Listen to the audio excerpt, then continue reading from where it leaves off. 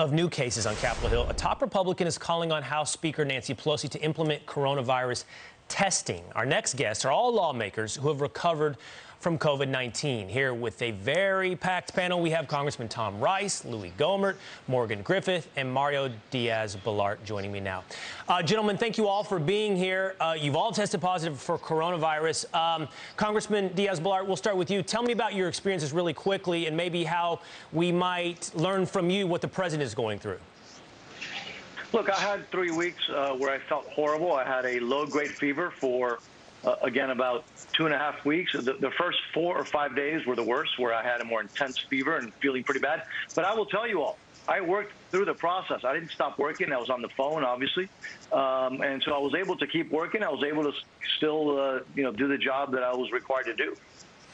Congressman Rice, tell me, we're wondering right now, where did the president acquire coronavirus? That takes a lot of effort in contact tracing and really doing some investigative work. Were you able ever to figure out where you contracted coronavirus?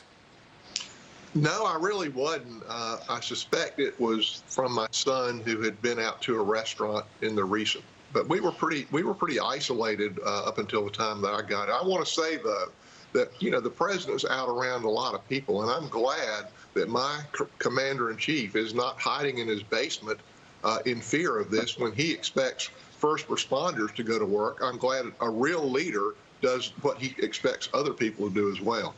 And Congressman Gohmert, all four of you, having acquired coronavirus, I understand are asking for greater testing on Capitol Hill. You'd like to see Speaker Pelosi implement greater testing. Is that moving forward? Where are you on that process? Well, I'm not so sure about more testing, because that's what Speaker Pelosi has been demanding for months. And now that we're getting it and we're finding out there's tons of people that have had it, that are asymptomatic, now they're saying this president's doing a horrible job. Look at all the people that are getting it. Well, they probably were getting it before. We just didn't know. What's important is to know if you have it. If you suspect you've got symptoms, then check. Now, I was fortunate to have caught it very early on, simply because I was going on Air Force One with the president if I hadn't had it. But and the hydroxychloroquine regimens helped a lot. I think the president, with what he is taking, the cocktail he's taking, he knows that a lot of doctors will not prescribe HCQ, even though it's safer than ibuprofen. So I think he's trying to set an example. But more testing is not the answer, I don't think. Contact tracing, as some doctors have said, once you hit over 1 million people with it, you're not going to be able to contact trace everything. Right. You just need to be careful, and especially not spread it to people that have comorbidity, other pre-existing conditions. Those are the people we need to really protect. Let me go around the horn really quickly on this, out of curiosity. I asked Congressman Rice. Real quick, back to you, Congressman Gohmert. Did you find out, were you ever able to narrow down where you acquired coronavirus? No, there was no way to know. I mean, I'm all over my district, and I could have gotten it from anywhere. I found it interesting. I got it at a time where I was wearing a mask more than I had in the preceding months. Right. I really don't know. What about you, Congressman Griffith? I haven't yet asked you.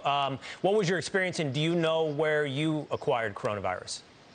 I had fairly mild symptoms, a fever for about a day, and then I was fatigued for maybe a week. And I don't know where I got coronavirus. I was wearing my mask fairly regularly. The only time that I didn't was when I was speaking at a microphone, and yet I got it. And it was interesting, the people who were there with me at the press conference did not get it. But I was wearing my mask most of the time and have no idea where I got it from. And I'll tell you this, echoing what Tim Rice was saying, bottom line is this President Trump, will do more work while in quarantine than Joe Biden not being in quarantine. Well, all four of you have obviously spent a lot of time on Capitol Hill and around the president. I'll go back to you, Congressman Diaz-Balart. Are you surprised with all the testing around the president, all the protective measures that are put in place around the president, that it seems like not just him, but many in his circle are now coming down with coronavirus? Are you surprised that we are where we are? Look, the president and his team are exceedingly careful, but I will tell you that I was exceedingly careful when I got it. I have no idea, who gave it to me. I got it when I was in D.C. early on.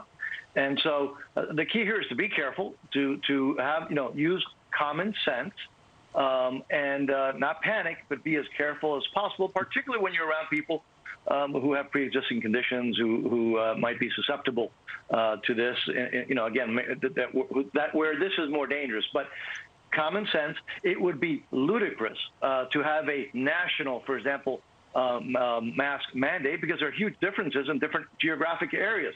But being careful, using common sense, protecting those who are vulnerable is, I think, the best thing we could do to make sure that the country moves forward.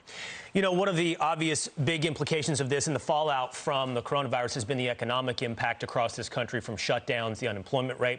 I know many on Capitol Hill have been working on passing a COVID-19 or extending the COVID-19 relief package. Congressman Rice, where are we on this? It doesn't seem to be moving forward. We're looking at furloughs, at least in the airline industry, right in the face. Where are we on relief?